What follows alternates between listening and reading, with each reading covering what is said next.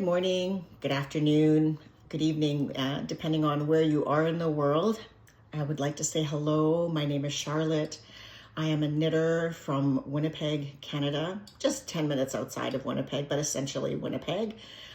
It's a beautiful day here, and I just am here to share my knitting journey. I had been working on some sweaters for the grandchildren, and I knit for myself, and sometimes I also knit a little bit for others. So I'm here with my sunflower mug because it's a very beautiful, seemingly summer day out here. It was very hot this weekend and we were in the pool, and now it's cooled off a little, so I have my favorite sweater on, and so I wanted to share some of that with you here today. So let's get started. So what I'm wearing is the Mokki sweater from the Laine magazine. It's long and fabulous and super comfortable. I'm not sure if it's most comfortable because it's a little oversized or because of the yarn. The yarn is fantastic. It is Brooklyn tweed imbue, and just to show you, this is in the color Lantern, and I'm making another one of these. This was probably one of the first sweaters I knit. I had started knitting a little bit back in 2020 when COVID hit and I was looking for a new hobby. And so I had knit some baby blankets, and I'd started off with some baby sweaters. And then I subscribed to Laine magazine because who doesn't have enough patterns? You need that inspiration. And anyways, it's fun looking at beautiful knits and daydreaming about what you can make. Anyway, so this sweater pattern is the Mokki. It comes out of the Winter 2023 Laine magazine, and I completely fell in love with it. And so my husband, is this the right one? Nope, this isn't the right one. Sorry. It comes out of the Laine Autumn Winter 2019. Now that makes a little more sense because I'd subscribed to the magazine and I was forever flipping through, and my husband said to me, "Oh, for God's sakes, when are you going to make a sweater? Bet you can't make a sweater." I'm always up for a dare. And this was the picture that I saw that made me completely fall in love with it.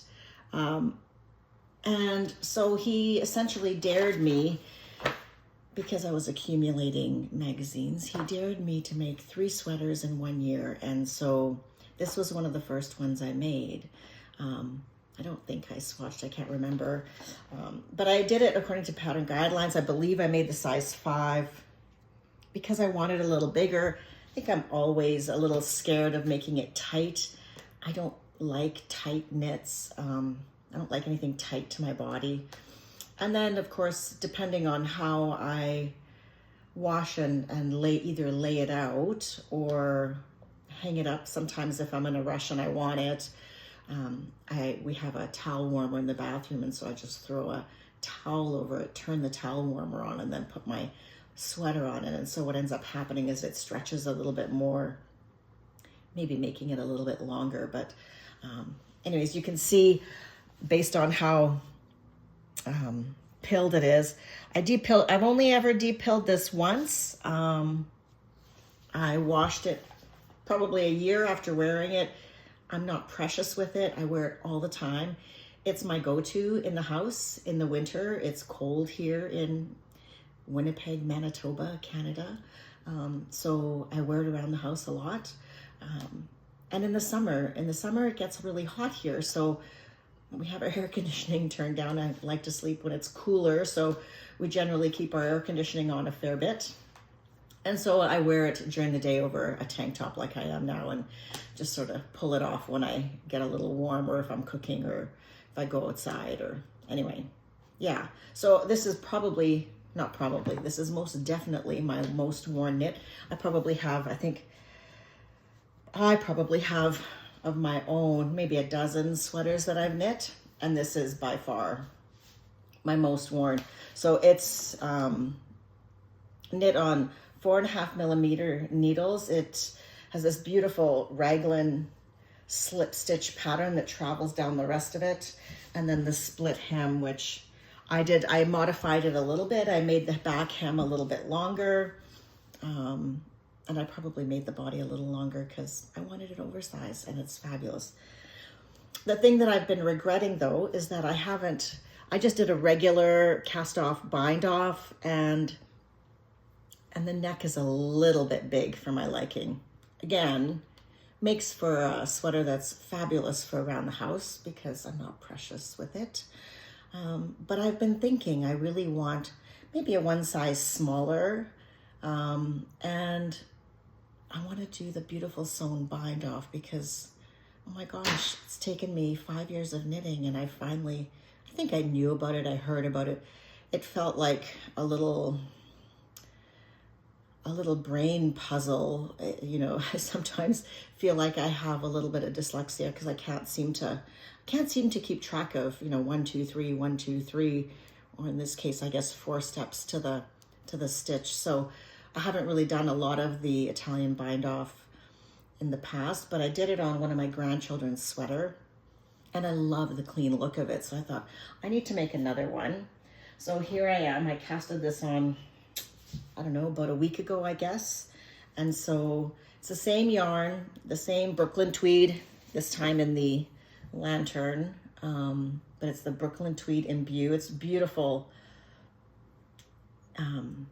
Not super washed. It's just a beautiful yarn, and I will say it wears exactly like a sweatshirt. So I'm very excited to be getting through this. I think the sweater that I'm wearing, it was just about 550 grams. And so this one is going to be a little smaller. It even looks considerably smaller than the one I'm wearing. But I also recognize that it's very easy to wet block it and make it a little bit bigger to have that looser fit, but maybe not quite so oversized as this. And I'm also thinking of maybe doing a double collar, and then most definitely doing the sew and bind off because it's gorgeous. So hopefully the next time I'm on, this will be a finished object because I'm very excitedly making my way through it. And right now it's the only thing I'm working on, but I will probably have something else to cast on very shortly because I have discovered the Ingrid pattern, the Ingrid sweater by Petite Knits. And I made one for one grandchild in a lovely yarn that I finished, that I talked about on my first episode. And then I cast on and was making my way through a second one, which I also really quite love.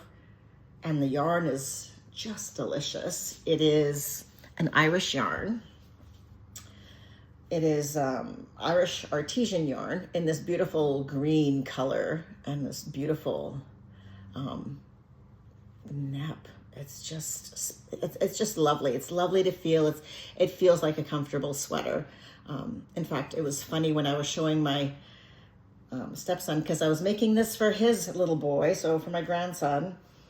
He said, oh, it looks like it would be really itchy. You see those kinds of sweaters, you imagine them being made out of a very rustic Norwegian or Danish sort of wool, and you expect them to be really itchy and kind of, that's sort of the feel that, and this is nothing like that. And it's not super washed. It's just really soft, really beautiful. This is size 4 to 5. I always make them a little bit bigger because I want them to grow into them, and I'm not ever sure how long it's going to take me. But as you will see, it's I haven't sewn in the ends because I was a little disheartened. I'll put some video up here. I've washed this sucker I don't know how many times, and it just keeps bleeding so much green. Initially when I washed it, even my hands were green, so that was a little frustrating. I try always, I don't know what everybody else does, but when I give something to somebody, especially if it's something for a child, I try to make it in a yarn that it is very easy to handle. I've made lots of blankets for babies using a superwash yarn that you can throw in the wash and the dryer, essentially. I mean, I know you can't throw this in the dryer or in the wash, really. Hand wash it, and that's fine. That's bad enough. But to have it bleeding constantly is just, I just think, oh my God.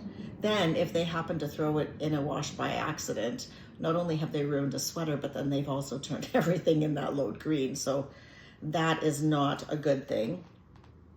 Oh, wait a second, this is superwash. That's right, it is superwash.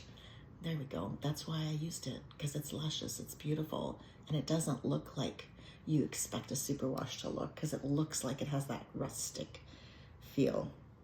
Anyway, it's beautiful, it's luscious, it's beautiful to touch, but again, it's bleeding, bleeding, bleeding. I posted onto some Facebook groups to ask for some advice. People were fabulous. Everybody said, you know, cook it in a vinegar water mixture, bring it to almost a boil, like a light bubble, and then let it cool off. I did that. First I did it with really hot water. Our water in our water tank is quite hot. So I did it in the sink, and it just bled like crazy. So I soaked it in vinegar water, in super hot water, and then I cooked it. Still green. I dried it, then I washed it again, and then I put a little bit of soap in there, because when you're forever putting vinegar in it, it becomes quite hard. Ugh. And so now it's soft again, because I have put some Eucalyptus wash in with it and let it soak. And as soon as I put the Eucalyptus wash in there, it just turned green again. So anyway, so this is the second Ingrid sweater that I've made, and I'm really glad that I enjoyed it like crazy. The pattern is fabulous. It feels like it goes quickly. It looks super complicated, and it's not. The instructions are clear. I completely see how petite knit patterns are so famous, because they're very well written. And yeah, and it's a gorgeous sweater. I love it. So I'll probably try and wash it again once or twice, just you know, tempting fate to see, because I don't know, it's just going to end up being a sample on my shelf here. Otherwise, I just cannot see my way clear to giving it to somebody. Oh my God, my husband says, oh, well, you just tell them not to wash it in the wash.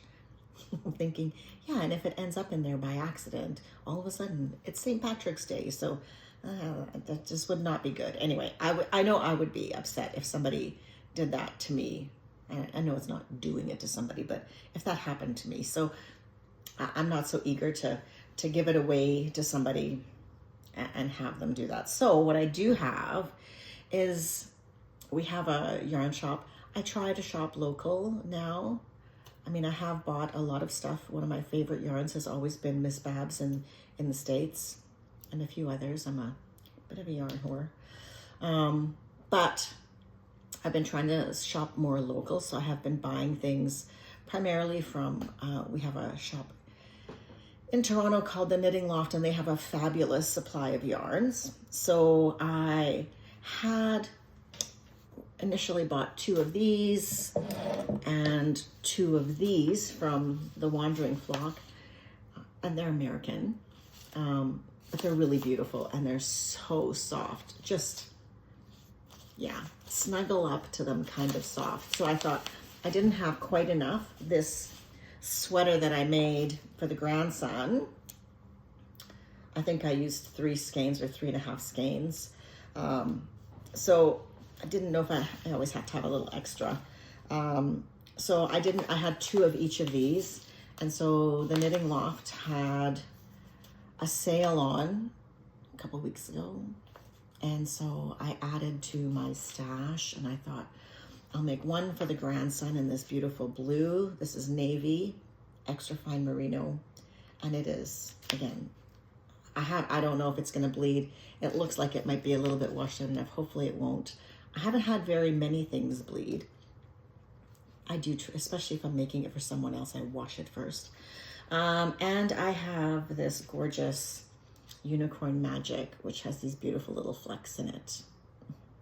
Anyway, so these two are going to be Ingrid sweaters because there's the grandkids and everybody needs one, I think. And I want to knit one. Plus I find it's a little bit of a nice palette cleanser when you're making a regular size sweater, which feels sometimes like it's taking forever, especially in just plain stockinette stitch. To knit something for little people who it comes off the needles very quickly. And while I was there, I also ordered this Wandering Flock in this lovely green pistachio cream, green with these little rusty flecks in it. So this will also have enough to make for another grandchild. We have 2 grandchildren, one on the way, oops, and another little girl that I knit for.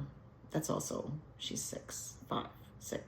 Anyway, she's just school age, so she's still little. It doesn't qualify as an adult sweater. So that will be another one. And we'll see who gets what. I don't know. But I'm working on those. And I'm working on, again, the Mokki sweater that I'm being fairly monogamous with. And then I am dream knitting. I'm dream knitting this. We were on vacation and a young lady on the plane had this beautiful, this kind of red, like a tomatoey true, beautiful red sweater that she had sort of tied around her waist, and I saw it out of the corner of my eye and thought, oh my gosh, doesn't everybody need a red sweater? This is not superwash. This is woolly knit. It's 100% merino.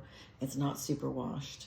And I have this one in the fingering, but I have more than enough to double or triple up to make it into a beautiful sweater. So I haven't decided yet if I'm going to make a cardigan. I've never knit a cardigan, and so I think I want a cardigan because I just think maybe I want both, I don't know, but I just think that this red, it goes with everything, it goes with everybody. To me, it's a neutral white t-shirt, black t-shirt, pair of blue jeans. I feel like this is perfect. Anyway, that's my dream knitting. I have a lot of it. And another couple of Ingrids are going to be getting cast, well, one at a time will be getting casted on, and this Mokki sweater. So those are my knitting plans, wishes, dreams, and my progress. So yeah, this is fabulous. I'm so looking forward to it. I think, I've never done a color assessment of whether I'm a winter, summer, any of those things, but I do recognize that I love, and I think colors like this, like deep, rich colors, really do make me feel better. They brighten me up. So hence the orange for something a little bit less baggy and bulky. So, I'll wear this out to nicer places, and it still feels exactly like a sweatshirt. Absolutely next to skin softness, no itchiness, not even a tiny bit. And this will be a little itchy, maybe. It doesn't feel itchy at all. So maybe it won't be. Maybe I'll start with a cardigan just in case it is. But yeah, that's what I'm working on. It's summer weather. I don't know. I keep thinking I should work on summer knits, but I love sweaters and I love to wear sweaters. So, and I wear them in the house sometimes. So yeah, so that's what I'm working on. I hope you are happily knitting in your part of the world and having a great time. Oh, and the second story, I forgot to mention, I want to talk about that. I made a hot pink ranunculus that I love, made out of beautiful downy yarn from Lamb & Kid on Bainbridge Island in the US. And I made another one for my mother in a beautiful green with a sparkle thread. I had initially sort of started making it for myself because I wanted a sparkly sweater, and I was sort of at the bust, and she was oohing and awing and loved the pattern of the ranunculus. So I made it to fit her. I love the bagginess and the ranunculus. I love the bagginess of my ranunculus, especially with the drape of the yarn. But she doesn't quite like it baggy. She likes it a bit more fitted. So I was just at that bust area and I just made some decreases, put a stitch marker in the center of the cast on stitches under the arm. So I knew exactly where the center was on both underarms. And then, I don't know why I did that. I did that initially, maybe because I sometimes feel like I want to take in just a few stitches so that it doesn't bulk out. Anyways, fortunately, and maybe karma, I don't know, but I had them in there. So, excuse me, as I was halfway down, sort of just past the bust, it was perfect and so easy for me to just decrease, do a round, decrease 2 stitches on each side, knit a few more rounds, decrease, so that the silhouette was a bit more fitted, and she was thrilled with it. So we were away last week in Nelson, British Columbia, having a girls' weekend, a friend of mine and my mom, and I gave her the sweater, and she was very thrilled with it. So can't show it to you here, and the sparkle's amazing. I love it. It's made with possum yarn that I got from New Zealand when we were there a couple of years ago. I still have I have almost 2 balls left, so I'm not sure what I'm going to do with it yet. Maybe use something else and make this beautiful chartreuse green, and I don't know, find some creativity and do something different, and yeah, play with yarn. I love to play with yarn. So that has been my last 3 weeks, and I hope you found this somewhat interesting, enlightening, a way to pass the time. I know that's what I love to do, is watch knitting videos to see what people are knitting and get some inspiration and get some ideas, and maybe get some different ideas for yarn. That's how I've generated most of my yarn purchases, is by watching different videos and seeing where they've gotten yarn from and how much they like it or don't like it. I have some more of this stuff coming, not in the green, but I ordered purple, and I ordered a light pinky color, thinking I was gonna make for the grandkids, and sort of kind of matching but different colors. And I'm not sure what I'm gonna do with the purple, because I have a funny feeling it's gonna bleed like crazy too, but maybe the light color, we'll see. Anyways, that's how I get my inspiration, by watching videos. There's a number of them that I watch that I love, that help me pass the time as I'm knitting, and feel like I'm knitting with a group, because I don't really have any knitters here to spend time with. I know one person who is a very spectacular knitter. She's from Europe, and she learned to knit when she was 10, so she's got years and decades of experience, but she doesn't knit obsessively like I do. So, and we don't get together terribly often, so it's very difficult to find people who share that same crazy love of yarn and knitting. Yeah, and I'm retired and I have nothing else well, I have a few other things to do, but it's a fabulous way to pass time and be able to give people things that hopefully they will love long after I'm gone, and I love doing it. So yeah. Anyways, I hope you enjoyed your time here today. If you're still at the end, you can follow me. All my stuff is on Ravelry, except the green sweater. I haven't put that one up yet, the green Ingrid sweater, but I will. And yeah, so you can catch me on Ravelry.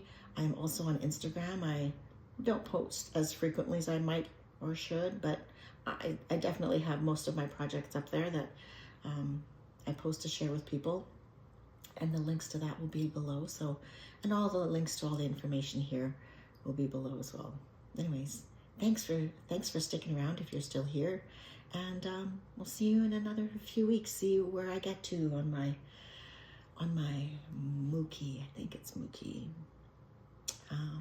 And Ingrid sweaters, and what else I might cast on. Sometimes it's not that planned. I have something in my head and I go somewhere else, which I think is also fine, because, life is like that. Anyway, thanks again.